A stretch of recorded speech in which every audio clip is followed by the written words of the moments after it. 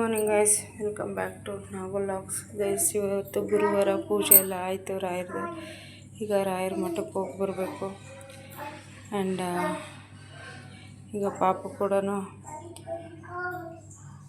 ಕೂಡ ಅಂಗನವಾಡಿಗೆ ಬಿಟ್ಟು ಬರಬೇಕು. ಆಯ್ ಮಾಡಪ್ಪ, ನೋಡು ಕೇಕ್ ತಿಂದು ಐಸ್ ಕ್ರೀಮ್ ತಿಂದು ಕೆಮ್ತಾ ಇದೆಯಾ ತಾನೇ? ಸರಿ ಬಾ, ರೆಡಿ ಮಾಡ್ತೀನಿ, ಬಾ ಹೋಗೋಣ. ಅಂಗನವಾಡಿ ಹೋಗಬೇಕು ಜಾನಿ ಗೈಸ್. ಇವಾಗ ಪಾಪನ ಅಂಗನವಾಡಿಗೆ ಬಿಟ್ಟು ನಾನು ದೇವಸ್ಥಾನಕ್ಕೆ ಹೋಗಿ ಬರ್ತೀನಿ.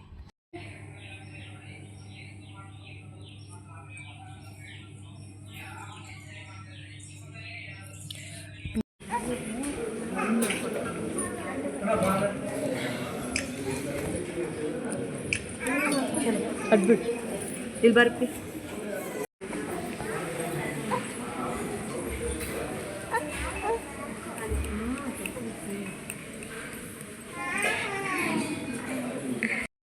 ಓಕೆ ಗೈಸ್, ರಾಯರ ಮಠದಿಂದ ಹೊರಗಡೆ ಬಂದ್ವಿ. ಸೊ ಇಲ್ಲಿ ಮಾವಿನಕಾಯಿ ಮತ್ತು ಅವರೆಕಾಯಿ ಇಟ್ಕೊಂಡಿದ್ರು. ಈಗ ಇದು ಸೀಸನ್ ಅಲ್ವಾ, ಸೊ ಹಾಗಾಗಿ ತೊಗೊಳ್ಳೋಣ ಅಂತೇಳಿ ತೊಗೊಂಡು ಮನೆಗೆ ಬಂದ್ವಿ. ಮನೆಗೆ ಬಂದು ಊಟ ಮಾಡಿ ಸ್ವಲ್ಪ ಹೊತ್ತು ಕೂತ್ಕೊಂಡಿದ್ದೆ. ಪಾಪು ಅಂಗನವಾಡಿಗೆ ಹೋಗಿದ್ದಾಳೆ, ಒಂದು 3:30ಗೆ ಬರ್ತಾಳೆ. ಆ್ಯಂಡ್ ಊಟ ಕೂಡ ಆಯಿತು.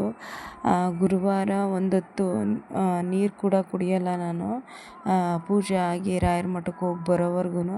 ಸೊ ಹಾಗೆ ಒಬ್ಬಳೇ ಕೂತ್ಕೊಂಡಿದ್ದೆ. ಊಟ ಮಾಡಿ ಸೌತೆಕಾಯಿ ತಿನ್ನೋಣ, ಹೆವಿ ಸೆಕೆ ಬಿಸಿಲು. ಸೊ ಹಾಗಾಗಿ ಸೌತೆಕಾಯಿ ತಿನ್ನೋಣ ಅಂತೇಳಿ ಕಟ್ ಮಾಡಿ ಕೂತ್ಕೊಂಡಿದ್ದೀನಿ, ತಿನ್ನೋಣ ಅಂತೇಳಿ. ಆ್ಯಂಡ್ ಸಂಜೆ ಸ್ವಲ್ಪ ಬ್ಲೌಸ್ ಸ್ಟಿಚಿಂಗ್ ಕೊಡೋಣ ಅಂತ ಅಂದ್ಕೊಂಡಿದ್ದೀನಿ, ನೋಡೋಣ. ಆದರೆ ನಾನು ವಿಡಿಯೋನ ಕಂಟಿನ್ಯೂ ಮಾಡ್ತೀನಿ. ಆ್ಯಂಡ್ ಇವಾಗ ಸೌತೆಕಾಯಿ ತಿನ್ನುವ. ಹೆವಿ ಬಿಸಿಲು, ನೀವು ಕೂಡ ಡೈಲಿ ಸೌತೆಕಾಯಿನ ಕನ್ಸ್ಯೂಮ್ ಮಾಡಿ. ಆ್ಯಂಡ್ ಇದು ಸಂಜೆ ನಾನು ವಿಜಯಕ್ಕ ಅದೇ ಬ್ಲೌಸ್ ಸ್ಟಿಚಿಂಗ್ ಕೊಡೋಣ ಅಂತೇಳಿ ಹೋಗ್ತಾ ಇದ್ದೀವಿ. ಆ್ಯಂಡ್ ಇಲ್ಲಿ ತುಂಬ ಚೆನ್ನಾಗಿ ಸ್ಟಿಚ್ ಮಾಡ್ತಾರೆ. ಸೊ ಲಕ್ಷ್ಮೀ ಬಜಾರಲ್ಲಿ. ಸೊ ಹಾಗಾಗಿ ಇಲ್ಲಿಗೆ ಬಂದ್ವಿ. 170. ಹಾಂ ಸರಿ.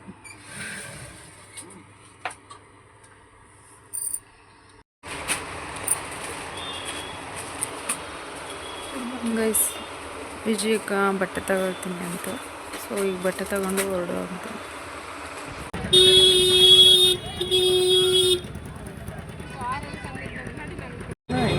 ಸೋಮವಾರದ ಮೇಲೆ ಬರಬೇಕು ಅಂತ ಒಳ್ಳೆ ತೋರಿಸ್ತೀನಿ. ಜಾಸ್ತಿ ಬೇಡ, ನಾನು ಒಂದು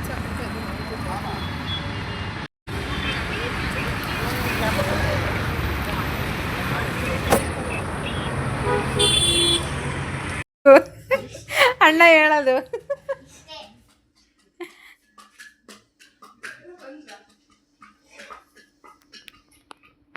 ಮನ್ಸಿದೆ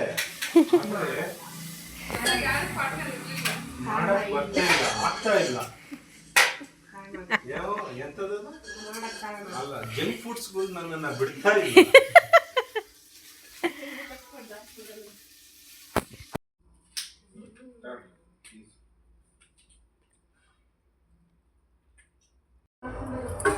ಗೈಸ್, ಸೊಪ್ಪು ಸಾರು, ಸಂಡಿಗೆ, ಮಜ್ಜಿಗೆ ಮೆಣಸಿನ್ಕಾಯಿ. ಈಗ ಊಟ ಮಾಡಬೇಕು. ಊಟ ಮಾಡಿ ಸ್ವಲ್ಪ ಹೊತ್ತು ವಾಕ್ ಮಾಡಿ ರೆಸ್ಟ್ ಮಾಡೋದೇನೆ ಕೆಲಸ.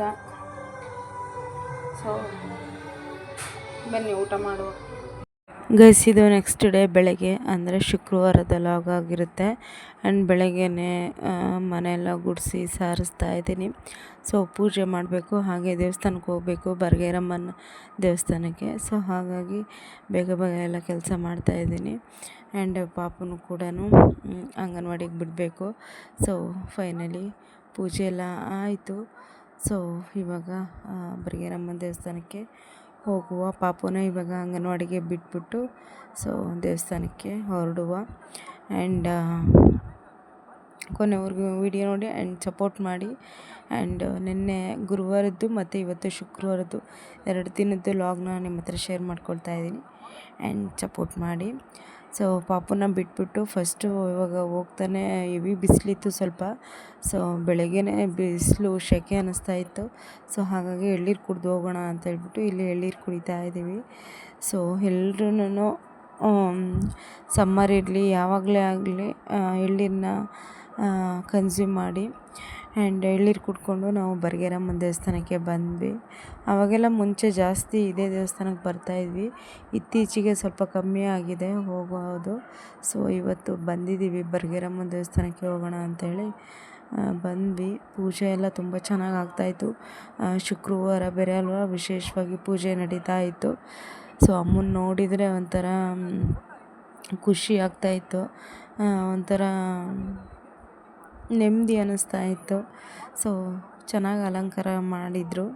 ಹಾಗೆ ದೇವ್ರ ದರ್ಶನ ಮಾಡಿಕೊಂಡು ಸ್ವಲ್ಪ ಹೊತ್ತು ಕೂತ್ಕೊಳ್ಳೋಣ ಅಂತೇಳಿ ಕೂತ್ಕೊಂಡಿದ್ದೀವಿ. ಆ್ಯಂಡ್ ಹಾಗೆ ಒಂದು ಕ್ಯಾಪ್ಚರ್ ತೊಗೊಂಡೆ ವಿಡಿಯೋನ.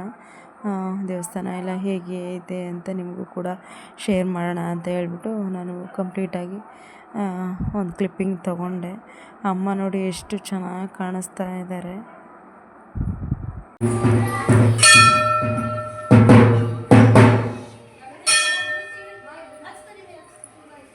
ಮಕ್ಕರ್ ಸಲೂನಿಗೆ ಬಂದ್ವಿ. ಅವ್ರಿಗೂ ಎಂಥ ಜ್ಯೂಸ್ ಅಕ್ಕ ಮೇಲೆ ಜ್ಯೂಸ್ ಕೊಟ್ಟರು ಗೈಸ್.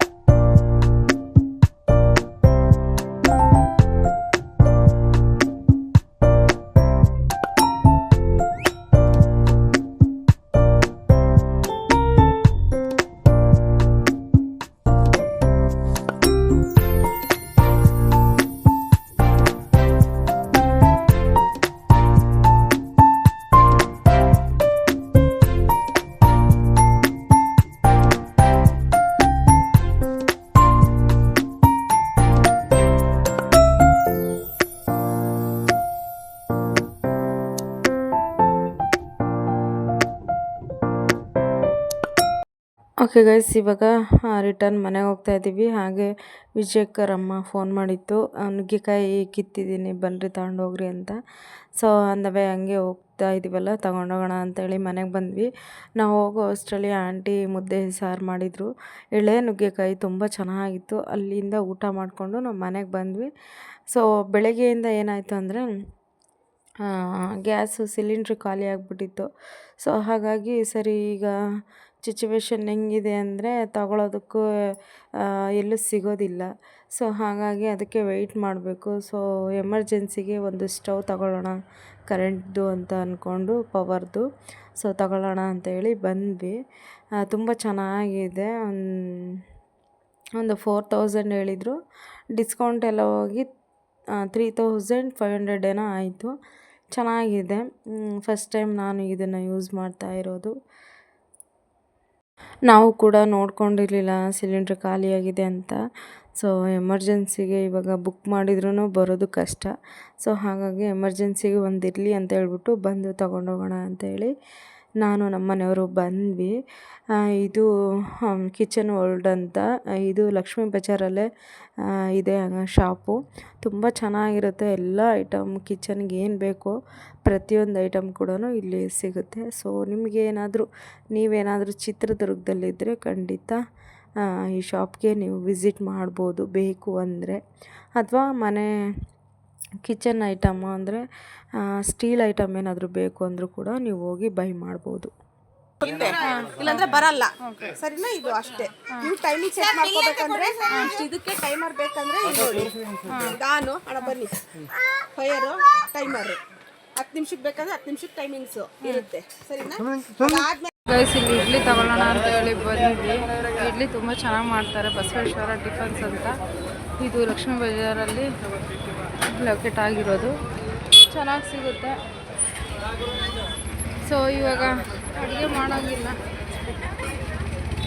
ಹೋಗಿ ಪಾರ್ಸಲ್ ತಗೊಂಡೋಗಿ ಊಟ ಮಾಡಬೇಕಷ್ಟೆ. ಓಕೆ ಗೈಸ್, ಇವಾಗ ಇಡ್ಲಿ ತೊಗೊಳ್ಳೋಣ ಅಂತೇಳಿ ಇಲ್ಲಿ ಬಂದ್ವಿ. ಲಕ್ಷ್ಮೀ ಪಿಕ್ಚರಲ್ಲಿ ತುಂಬ ಚೆನ್ನಾಗಿ ಮಾಡ್ತಾರೆ ಇಲ್ಲಿ. ಸೊ ಇವಾಗ ಹೋಗಿ ಅಡುಗೆ ಮಾಡೋದಕ್ಕೂ ಟೈಮ್ ಇಲ್ಲ, ಅಲ್ಲೇ 9:30. ಸೊ ಹಾಗಾಗಿ ಇಡ್ಲಿನೂ ಮತ್ತು ಪಲಾವ್ ತೊಗೊಂಡು ಮನೆಗೆ ಬಂದ್ವಿ. ಸೊ ಇದಾಗಿತ್ತು ಇವತ್ತಿನ ವ್ಲಾಗ್. ಇಷ್ಟ ಆದರೆ ಲೈಕ್ ಆ್ಯಂಡ್ ಶೇರ್, ಕಮೆಂಟ್ ಮಾಡಿ, ಹಾಗೆ ಸಪೋರ್ಟ್ ಮಾಡಿ.